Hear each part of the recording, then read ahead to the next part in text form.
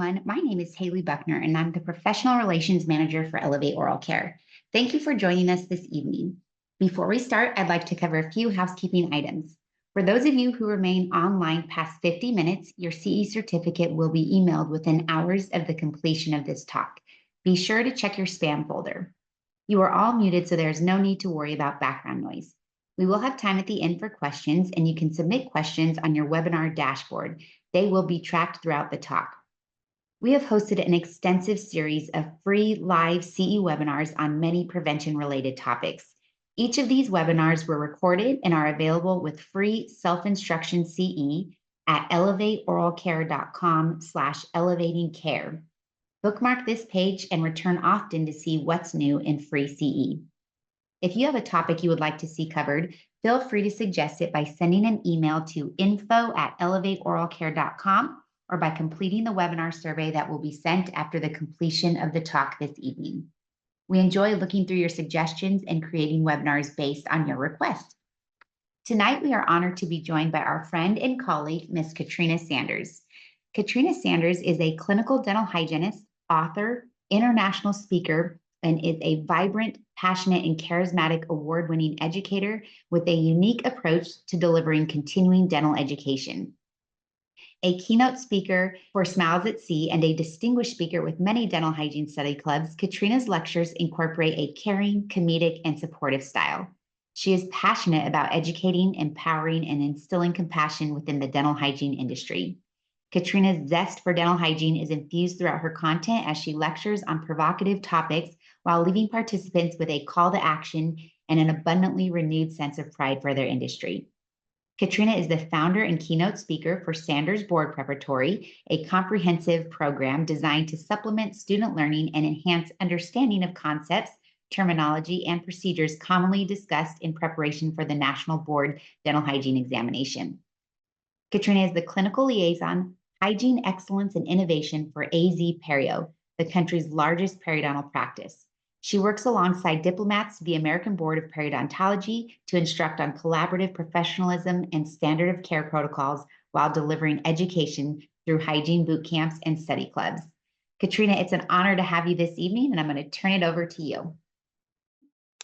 Well, thank you so much, Haley, for that wonderfully warm and kind introduction. It is an honor to be here this evening.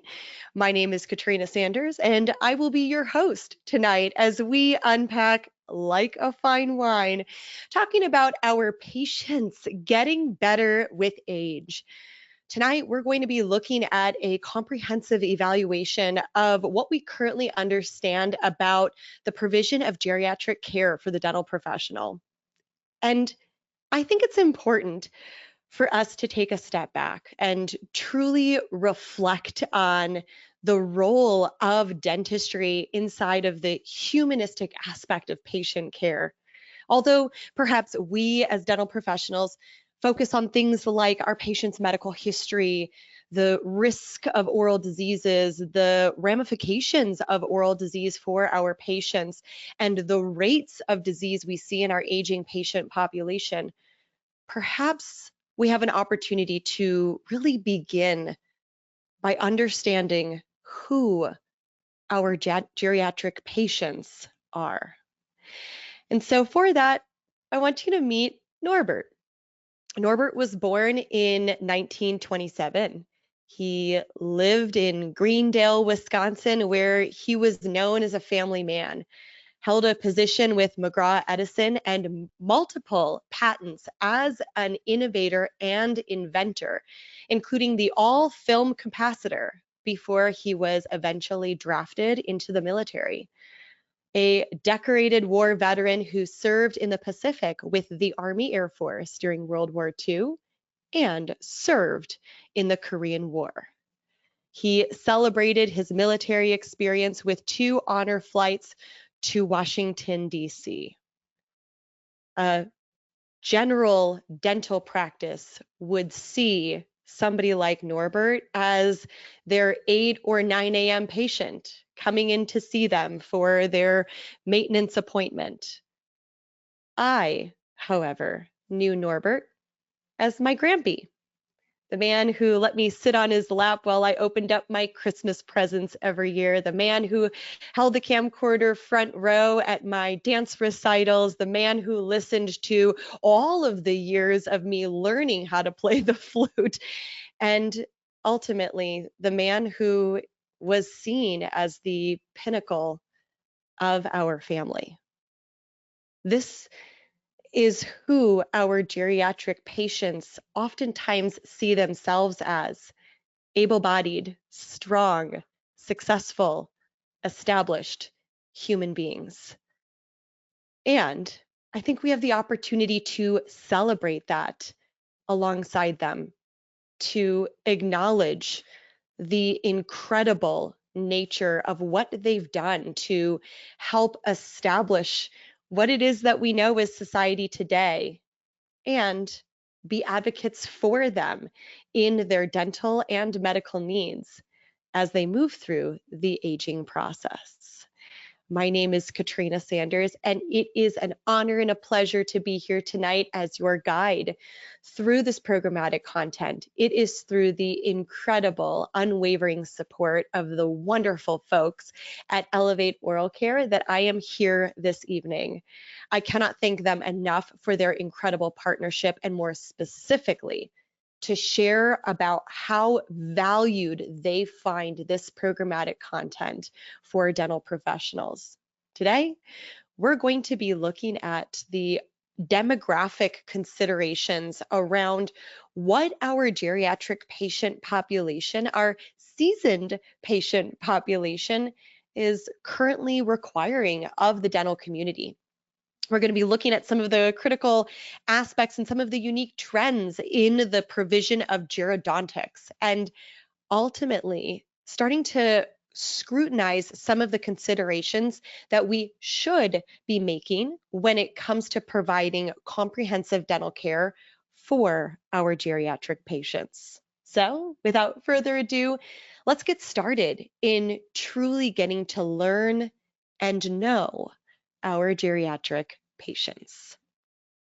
Well, the prevalence of our aging patient population continues to accelerate. Currently, about 49 million Americans are considered 65 and older, with projections starting to escalate that estimating population to grow up to about 98 million aging individuals by the year 2060.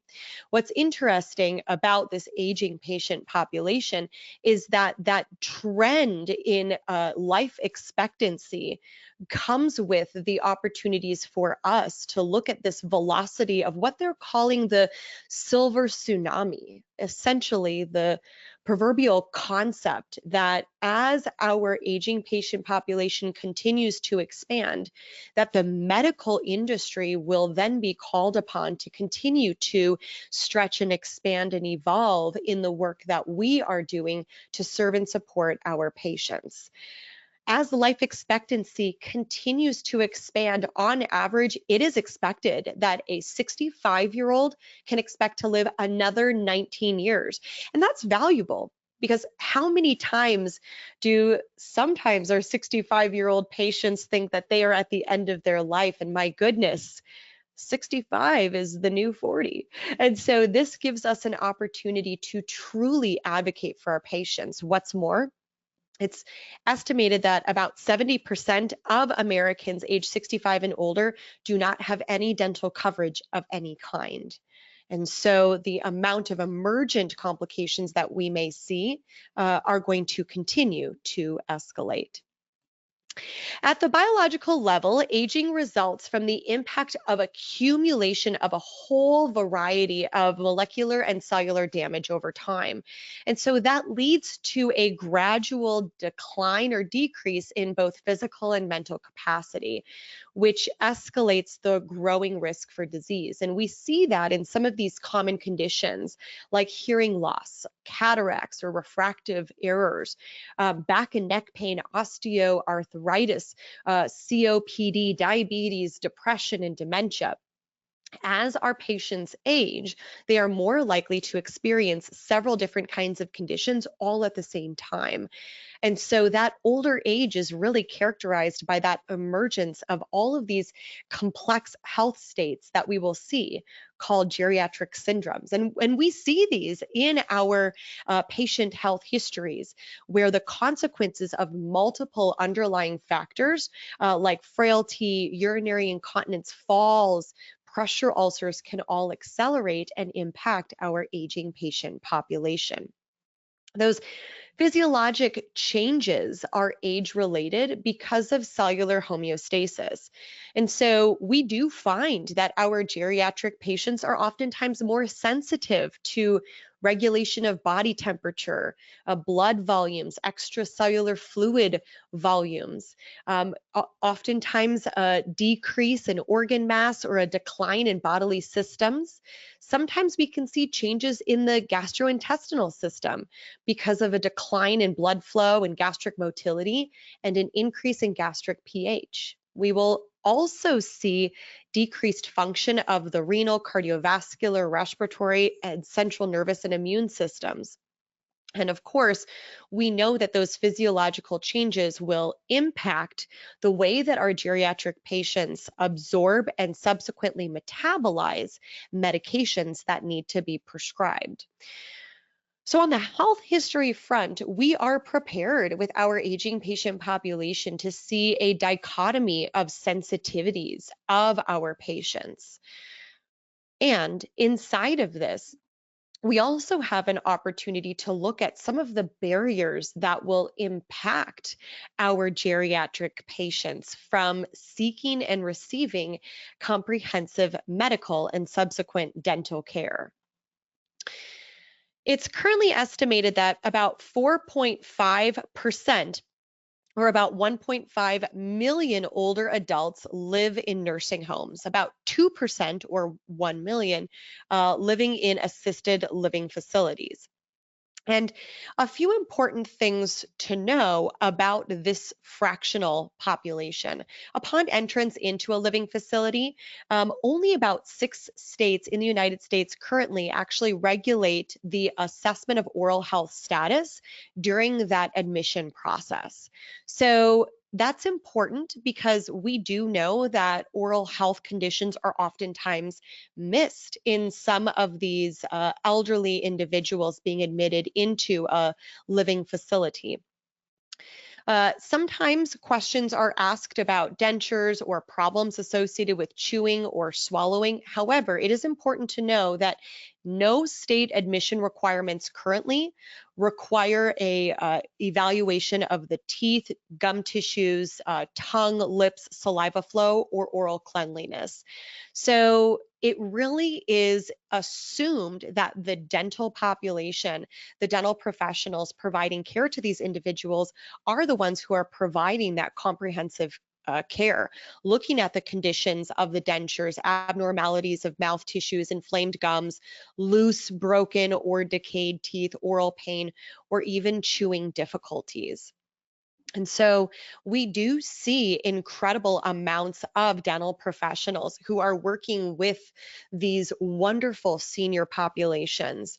It is important to know that oftentimes these individuals have family members who may in fact transport their elderly family member to a dental facility. And so while I believe that oftentimes dentistry assumes if they're in a senior living facility that their oral health care needs are being taken care of, it is important to understand that there is a plausibility that our seniors living in assisted living facilities are simply not receiving the level of care that we perhaps believe them to receive. It's also important to know that the aging population is quite diverse. There's no typical older person. We've all seen 80-year-old patients who have physical and mental capabilities similar or even better than some of our 30-year-old patients, while others may experience significant declines in capacities at much earlier or younger ages. And so it's really hard to know what the typicality of an aging or senior patient population may look like. Inside of this, it is important to know that there is a large component of ageist discrimination that does impact our aging patient population. That ageist discrimination oftentimes means that our elderly receive, augmented care, or perhaps do not receive treatment plans for long-term care options because the dental or medical provider simply assumes that they're aging and that they don't value or have an interest in potentially elective care, like loading dental implants in their mouths, whitening procedures, having joint replacements, etc. And so the healthcare industry is now being called upon to develop a response to the projected trends and needs of our aging patient population, removing that discrimination or the impact of how healthcare assumptions around this aging patient population can influence them. Another important piece to know is that older adults inside of medical and dental care regularly use several prescriptions or over-the-counter medications, which certainly will also make them more vulnerable to medication errors, drug interactions, or adverse drug reactions. In fact, currently across the United States, our senior patient population account for about 40% of all prescriptions, even though they form only about 15% of the human population across the United States. Even deeper into those statistics, about 90% of individuals 65 years of age and older report using any prescription drug within the past 30 days. We also know that polypharmacy is a big concern for our aging adult population. In fact, about 30% of our elderly individuals take at least 8 prescriptions. I'll say that again. That's about 1 in 3 of our elderly patients that are taking 8 or more medications. The average older adult is typically on 4 or 5 prescription drugs. And we know that some of those key adverse effects of polypharmacy are certainly going to influence a more frail or vulnerable population. Those are things like, the reduction of salivary flow, the lowering of salivary pH, increasing decay rates, and subsequent tooth wear. We also know that these medications can have adverse events like taste alterations, gingivitis, gingival enlargement. We know that we can also see pathologies like lichenoid hypersensitivity reactions. Anticoagulants can cause bleeding of the gum tissues. Sometimes we can even see complications of radiotherapy or chemotherapy with bone healing at extraction sites. And of course, the big concern for us inside of all of this truly stems from that marked decrease in saliva function, subsequent increase in decay rates. We know that our elderly are quite primed to experience certain adverse risk complications. And these risk factors include all different kinds of chronic diseases, as well as falls, physical complications, behavioral health issues, sexual health activity complications, and even specific health factors that relate to our aging population. And so this is important because we know that our aging patient population will disproportionately be infected by chronic conditions. In fact, 80% of our older adults have at least one chronic condition that they're managing. And it's interesting to know that those leading causes of death across our elderly patient population stem from chronic diseases, which is quite nice. And I don't mean to say that, without hesitation, but it was quite a while where we saw acute infectious or infectious diseases that were the cause of death for our elderly adults. And so through our ability to manage a lot of disease ramifications, we're able to help support success for our aging patient population. In fact, chronic diseases that can limit a person's ability to perform daily activities and can rob them of their independence account for about 2/3 of all healthcare costs and 93% of our Medicare spending. So this is really critical. And yet, what's important inside of this, and I hope those of you joining us today can appreciate this, less than 1% of US healthcare dollars is spent on prevention to improve overall health. And so this is where we step in dentistry to be able to support.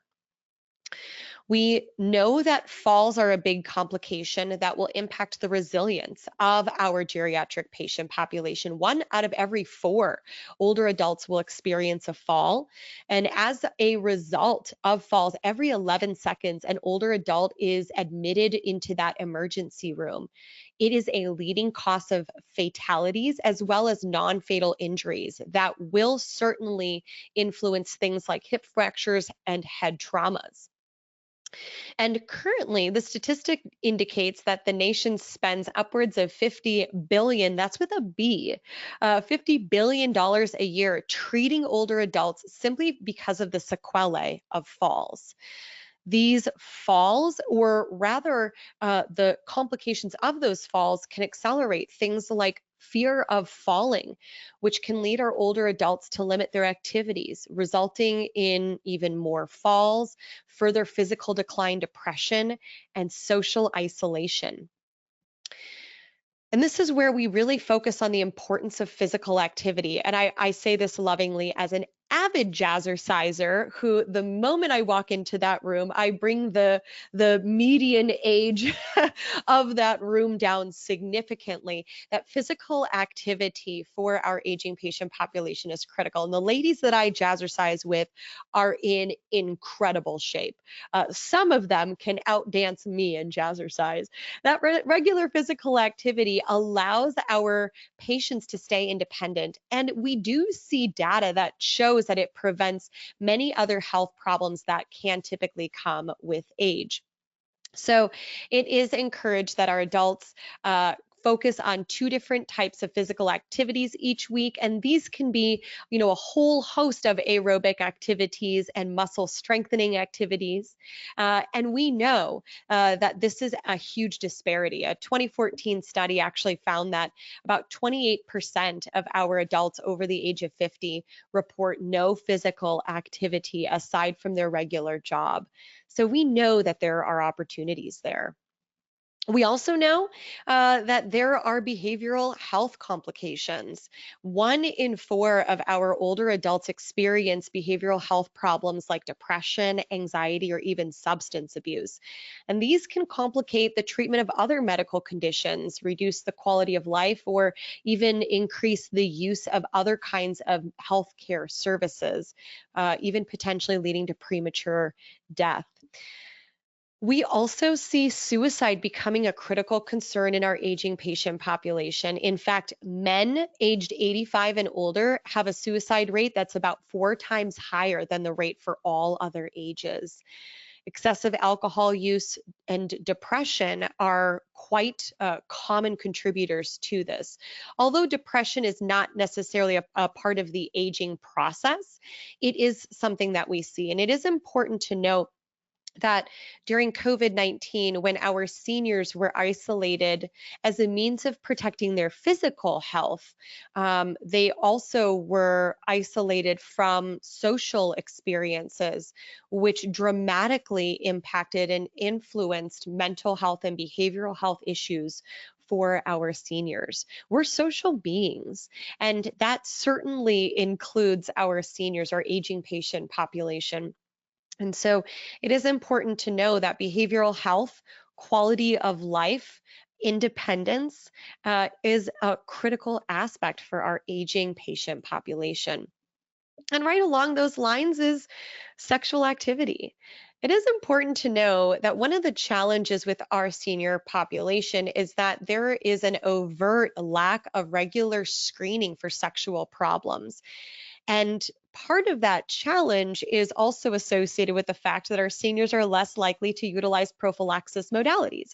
They're less likely to use condoms. They don't consider themselves to be at risk for pregnancy, and they certainly don't consider themselves to be at risk for sexually transmitted infections. And yet, it is important to know that their immune system naturally becomes less effective as they age, and there is an increase in the risk of sequelae of sexual infections. In fact, here in sunny Phoenix, Arizona, where we have a very high retirement population in several of the cities here in the Phoenix Metroplex area where I practice, we do see very high rates of sexually transmitted infections across our senior population. So this certainly does impact our seniors, as well as erectile dysfunction. And it is important to know that erectile dysfunction is a good marker or indicator for potential microvasculature issues as well. In fact, it has been found that patients who experience erectile dysfunction have a doubled risk of cardiovascular event complications over the next 4 years. We know that cardiovascular issues typically will begin, or rather can occur, in the microvasculature. And so if there is an erectile dysfunction issue, it may also be accompanied by other cardiovascular complications as well.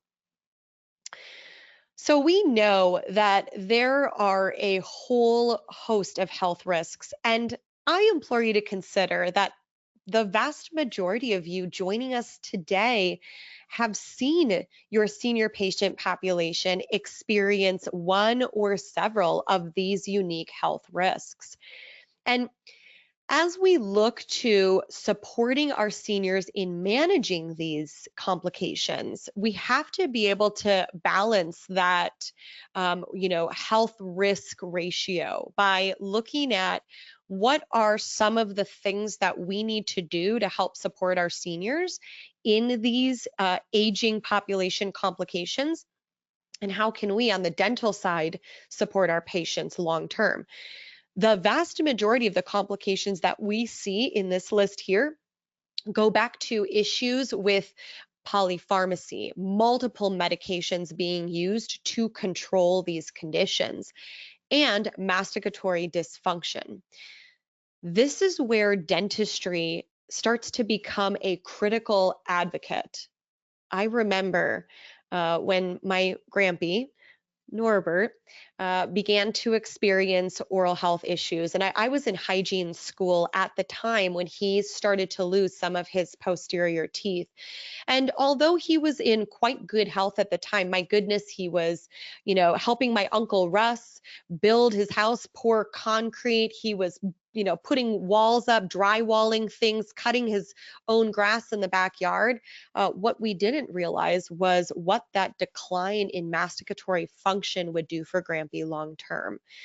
And so this is where we step into gerodontics, the concept that our geriatric patients are going to experience unique dental concerns, and that we now have a new challenge in front of us. As generalized increases in life expectancy pose the challenge of a growing body of patients in a seasoned or aging patient population, we know that we are looking at patients who are either independent or dependent, living at home or in long-term care facilities, where we now need to address patients who are now retaining their own teeth later into life with an increased incidence and severity of decay, periodontal diseases, and various pathologies. And so this concept is becoming increasingly important, particularly in older people who present with medical conditions.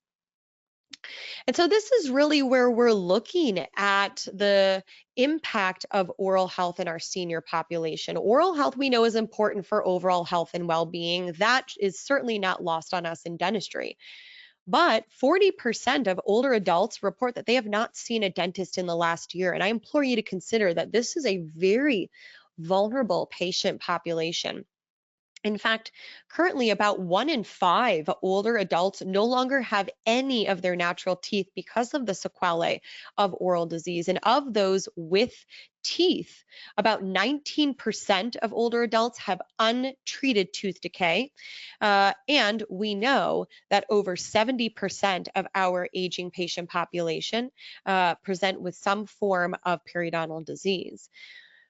We know that in this vulnerable population, poor oral health can negatively impact the way that they attain nutrition, absorption, and subsequent proper management of the chronic conditions that they may be checking off on that health history. And so the concept of gerodontics has really started to stretch and expand, starting to build the branches and roots of dentistry, dealing with having the pleasure to treat the aging and subsequent aged persons in our practice. And so, key to the well-being of our elderly patients is really rooted inside of their ability to regularly eat and subsequently maintain their nutritional levels. That is what we're focused on. Many of our elderly patients we know face significant obstacles in simply chewing associated with edentulosum. And in fact, the importance in the work that we do becomes even greater as our patients age. So the concept of this ageism that we're seeing of, oh, you're aging, so maybe I won't talk to you about tooth replacement because that may not be of value to you.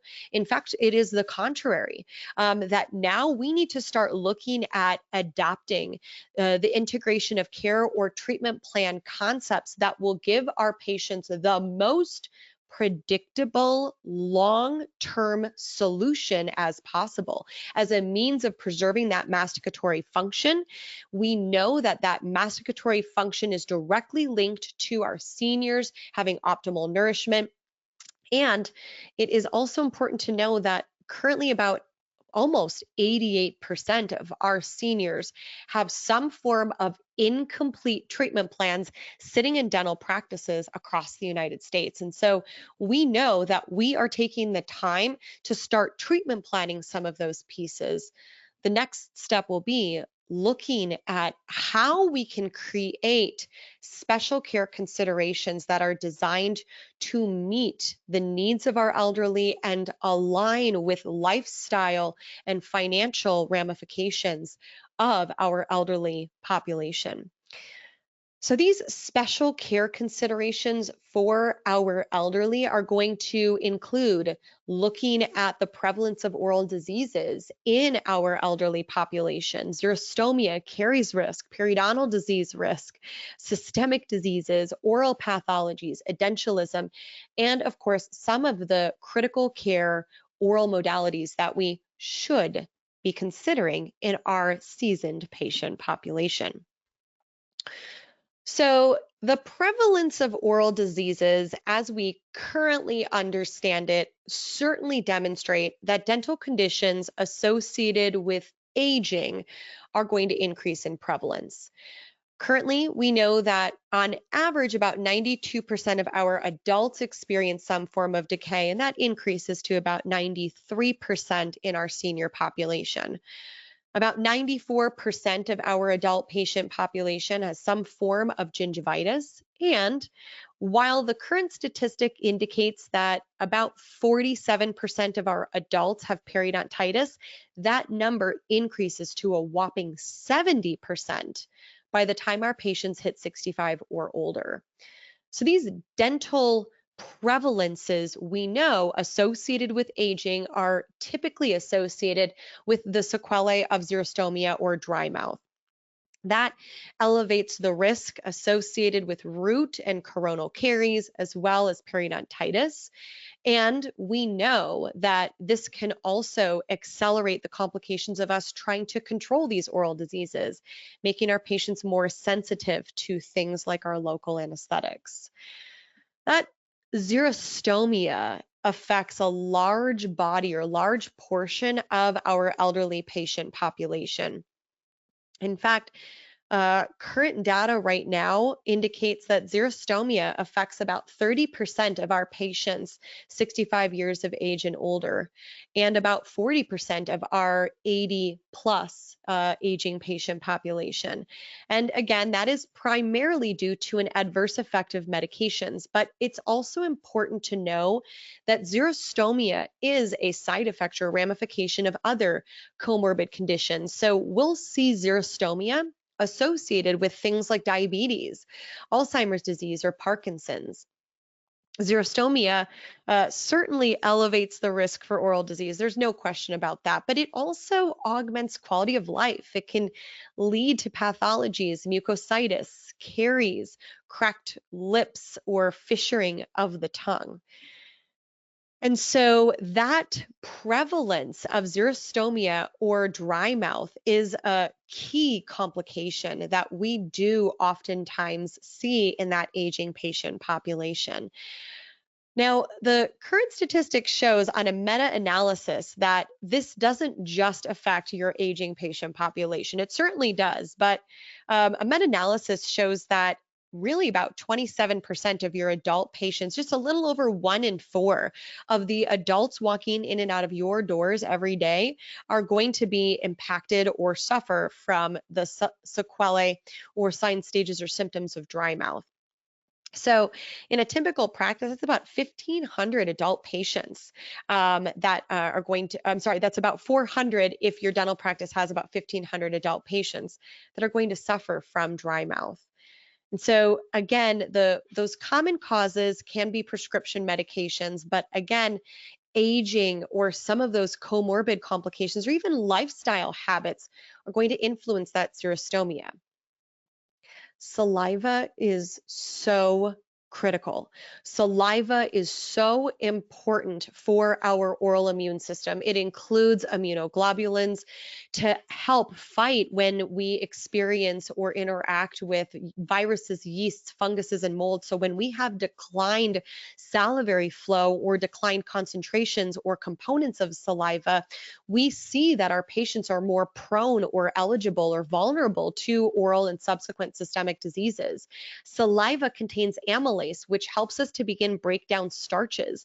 Saliva coats our food and allows that food bolus to move down into the food pipe and beyond. When we don't have ample amounts of saliva, we're more prone to oral and systemic disease.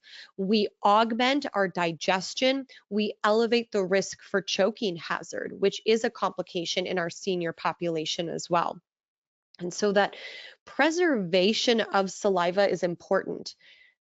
When I was in hygiene school, if I had a patient who had dry mouth, the first thing I would do is throw fluoride at that patient. You get fluoride. I was like the Oprah fluoride. You get a fluoride, you get a fluoride, you get a fluoride. Because the first thing that I was concerned about was remineralization, providing strength to that tooth structure.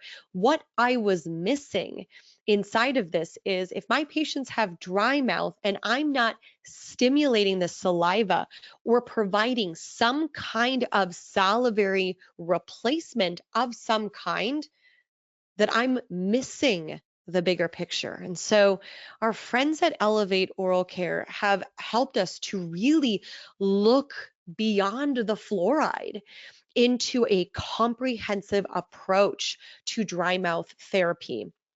This is a component of their all-day line, the all-day 5,000 paste, available via prescription only in a gorgeous mild mint flavoring.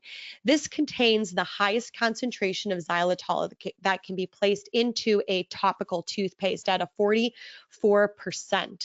It provides a layer of fluoride with superior uptake of that enamel fluoride.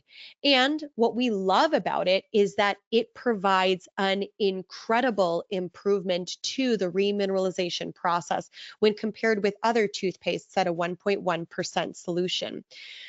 What I love about it is it has no sodium lauryl sulfate in it, PABAs, or any kind of irritant. It contains a new generation of a foaming agent that allows for a gentle foam or cleansing modality without creating mucositis or pathological issues. And my friends, it just keeps getting better. The pH is a neutral pH at 7.0. Do yourselves a favor, take a look at the pH of some of the most common dry mouth products that we were trained were optimal for our dry mouth patients. I think you will be quite concerned at the acidic pH of a large portion of those products. And so the folks at Elevate Oral Care wanted to focus on creating a formulation that provided an optimal neutral pH. The opportunity here around the combination of your xylitol and your 1.1% sodium fluoride allows for incredible exposure of these products for remineralization. But I'll say the one piece that my patients remark about time and again is that mucoadhesive hydrogel inside of the spray and gel itself. So this mucoadhesive hydrogel provides a healing coating to the oral mucosal tissues, which stimulates and provides a nice hydration layer to those oral mucosa, aids in chewing, aids in mouthfeel, aids in swallowing, to really provide an optimal quality of life for our patients. And again, one of the things that we love about that moisturization is it increases or improves our patient's ability to chew, which is, my goodness, what the oral cavity is supposed to do best. The integration of the xylitol at that 44% also provides a stimulation of the patient's own saliva. And so that triggering that nervous system stimuli of that saliva allows for a pouring or production of saliva, and of course increases the overall pH of the oral cavity. And so it is this combination that we distribute to our periodontal patients in our perio practice, the combination of that gel and the moisturizing spray, which I cannot tell you, we cannot seem to keep it on our shelves in our perio office. Our patients just absolutely love it. And so this began with our high risk dry mouth patients. But of course, we know that anytime that our patients are experiencing, the mouth mirror sticking to the cheek, or any kind of complications of dryness, that this is going to provide an optimal opportunity to give our patients a maximum protection and quality of life. So the all-day line and that moisturization, the combination of that fluoride and xylitol provide terrific benefits to that caries risk process, which we do know older adults are at increased risk for, particularly root caries because of that increase in gingival recession that exposes those root surfaces, as well as that increased use of medications. So the current statistic is about 50% of our patients 75 years of age and older have at least one tooth that has presented with root caries, and that continues to escalate as our patients continue to age. And so that caries risk we're really focusing on, particularly as we see exposure to those root surfaces combined with dexterity complications.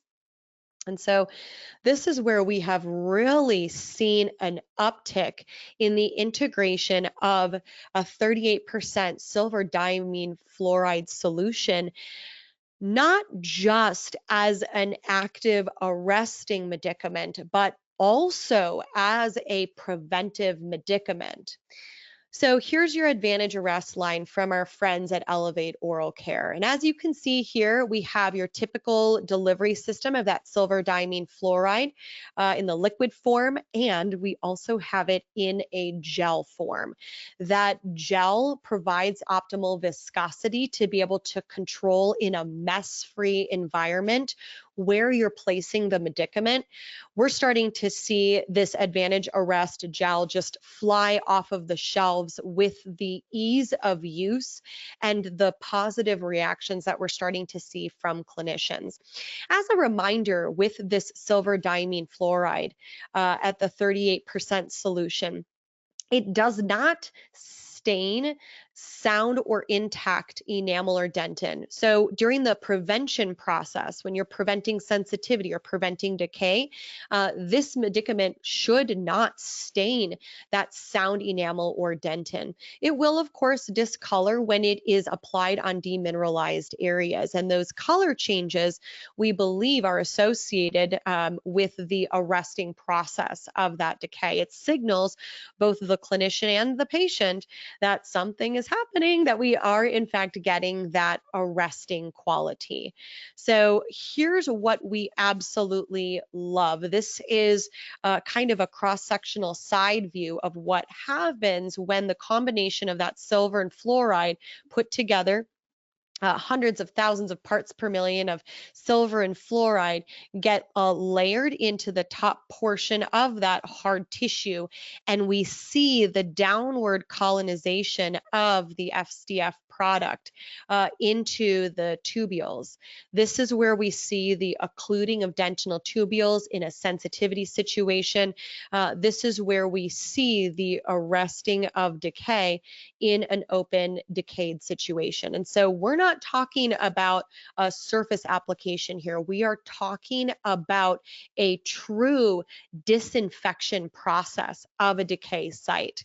I read a quote the other day by Dr. Jeremy Horsekeeper, who truly is an innovator and is in the forefront of evaluating caries disease and caries medicaments, or caries management medicaments, I should say. And you know, he conceptualizes a lot about the limitations of introducing a high-speed handpiece and fillings to a decayed site, that we're not fully disinfecting or decontaminating that tooth structure. And so this is the benefit that we get from that incredible 38% silver diamine fluoride. Now, the Advantage Arrest from our friends at Elevate Oral Care comes in a ranging pH 10 to 13, really incredibly efficacious with one application, does really well if you can get the patient back in for a second application, about a 95% efficacy. And it can be used in a whole host of ways. It can be used as a standalone treatment, but we can also couple it with restorative needs. So it can be used as a liner under restorations, as an indirect pulp cap material around restorative margins, a really great way to prevent and check that marginal integrity, particularly for our seniors. It can also be used as a precursor prior to sealants. I love applying silver diamine fluoride to a pit and fissure area to identify if there is in fact decay in the area, and perhaps we need to move in the direction of a PRR instead of a sealant. But one of the ways that we've seen a lot of progression in the use of silver diamine fluoride is through that SMART technique. So here is your SMART technique, one example of that being the atraumatic technique. For fair and balanced modalities, I've included the SDI product, but you can use this with any of the silver diamine fluoride products. Here you see the delivery of the SDF solution, followed by either a glass ionomer fluoride releasing medicament or a flowable composite into the area. You know, that practical application of that silver diamine fluoride is really optimal in the concept of both primary prevention and the caries arrest process. So there are several different codes that are available to us to use. The current CDT code being a D1354, and that 1354 was the optimal code that was available until that recent edition of 1355. So the addition of 1355 now provides us with a CDT code to be used when applying SDF for prevention, which was integrated in, I believe, 2021. Please know these are per tooth codes. Now, I also wanted to just kind of run through, because I do get a lot of questions about the gel, and this has really gained a lot of terrific attraction. The silver diamine fluoride gel, we know, allows for better spreading. So the liquid does a great job of running across tooth surfaces. The gel allows for us to control that medicament in a more optimal way. And one of the things that we also love about the integration of this gel is that it even allows the crevicular fluid to pick up some of that gel and run it across the sulcus. Stay tuned as we talk about that shortly.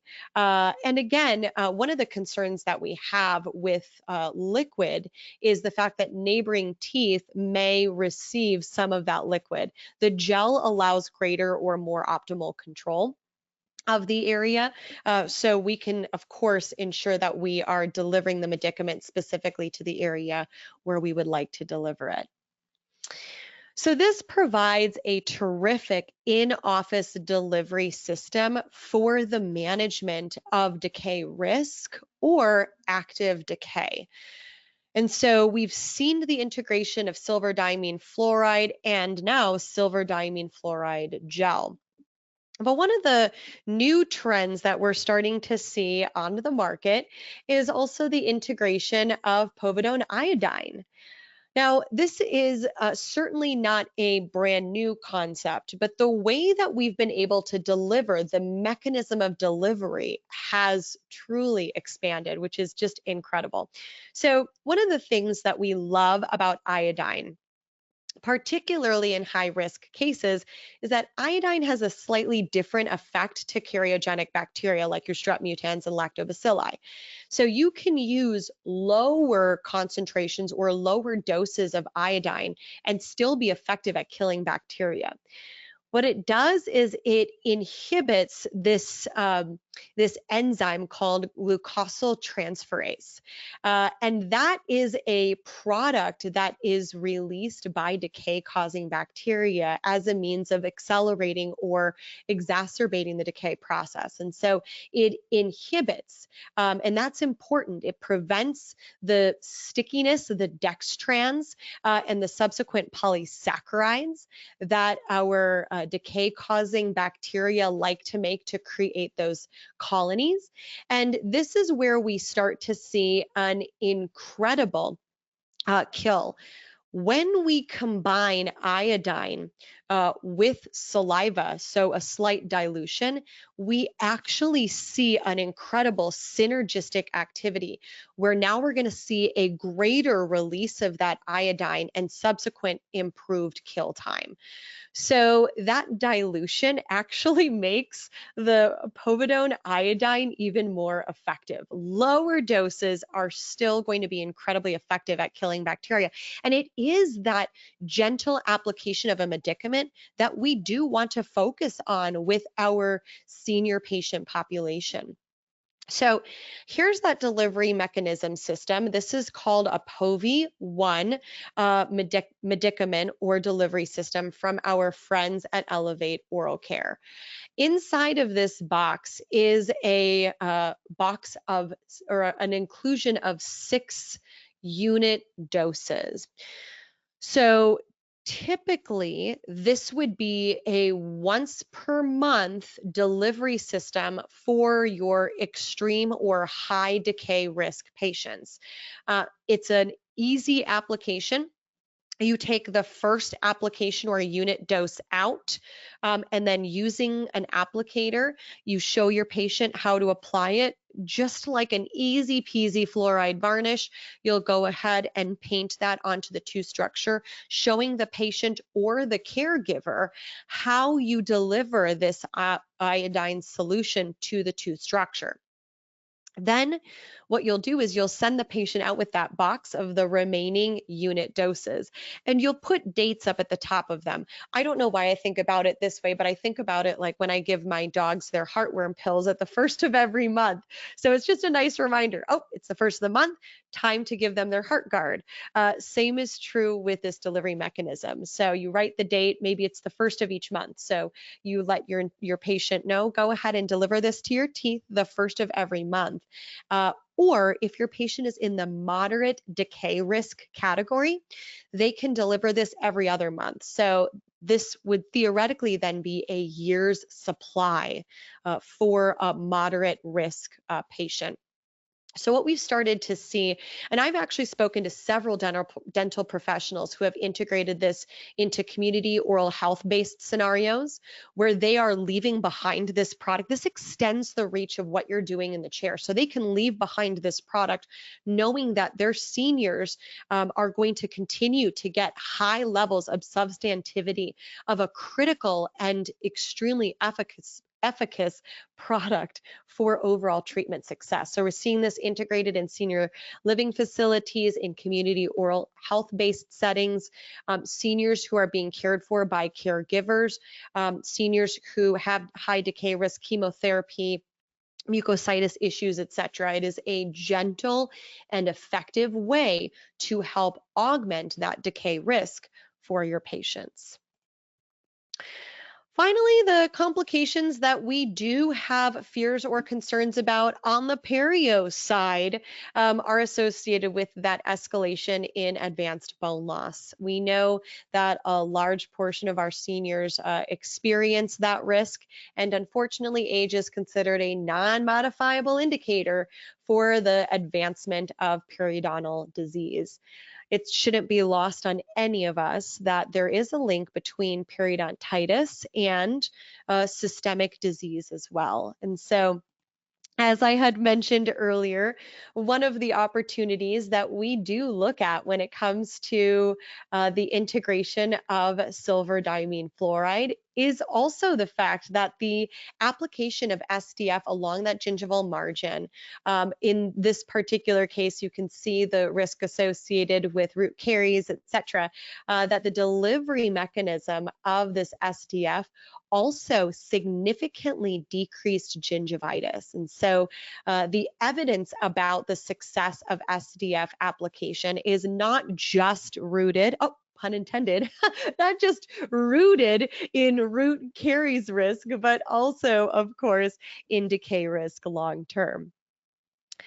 A few other pieces on the oral healthcare side that we are concerned about with our seniors are things like pathological issues. Research currently notes that about 48% of elderly patients, about 1 in 2 of our senior patients, can also experience one or more of these oral mucosal lesions or pathologies, to include things like varicosities, denture-induced hyperplasias, SCCs, leukoplakic or dysplasia complications, fibromas. My goodness, how often are we seeing lichen planus in our female population, traumatic issues, and then of course, even the ramifications associated with bisphosphonates will elevate that risk for osteonecrosis of the jaw.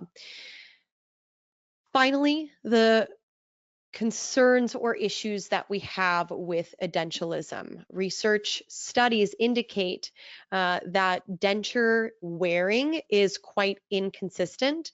And so this can also create an issue for our seniors. About 28% of our denture wearing patients report wearing adhesives, which helps.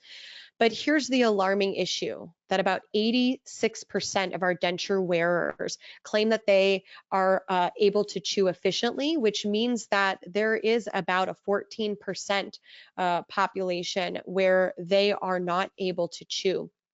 And it is currently noted that although they claim they can chew efficiently, that true studies that have been done that have actually measured chewing capabilities of fibrous and nutritious foods like carrots and celeries, things that are dense with nutrition that our elderly so deeply need, that in fact chewing functionality is incredibly declined, which certainly has serious deficits not only to oral health, but of course subsequent overall health. And so our goal long term for our senior patients is to focus on how we can help them age in a healthy way, how we can help create a longer life that brings with it opportunities, not just for our elderly patients, but also for their families and subsequently for society as a whole. Giving our patients additional years to provide a chance to pursue new activities, to further their passions, to participate in their families and their communities. That this gives us an opportunity to truly remember at the end of the day that yes, they're going to present with all different kinds of complications, all different kinds of challenges, but they also present with opportunities. I think I speak for all of us when I share that our geriatric patients are sometimes our most favorite patients who present into our chairs because of who they are, because of the whimsical softness, the kindness, the humor, the sense of community that they bring when they sit in our chairs.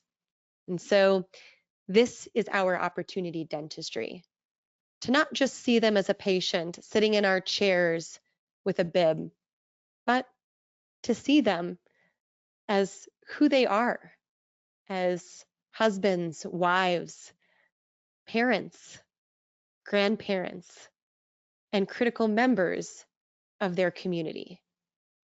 While perhaps we may see them like this, they see themselves like this. And it's important to know that who they were is still a critical part of who they are.